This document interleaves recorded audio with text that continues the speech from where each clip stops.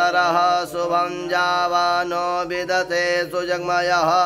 अग्नेज्यवा मनवः सूरचचसो विश्वेनो देवायवसागमन्यः भद्रं गणेभिः शोडयाम देवां भद्रं पशेमाच्छभिजत्राः स्थिरैरङ्गैः तुष्टवागुंसस्तुनो देवहितं जदायु सततो भन्ति देवा यत्रा न चक्राजरशारीरिखार्गन्तोः यदितिर्देवादितिरन्तरिक्षमदितिर्माता सविता सपुत्रः विश्वे देवा यदितिः पञ्चजना जानी त्वं देहो शान्तिरन्तरिक्षगुं शान्ते पृथिवी शान्तिरापः शान्तिरोषधयः शान्तिः वनस्पतयः शान्तिर्विश्वे देवाः शान्तिब्रह्म शान्तिः सर्वगुं शान्तिः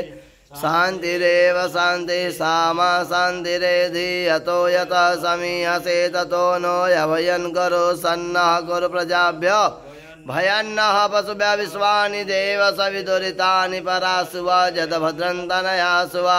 ॐ शान्तिः शान्तिः।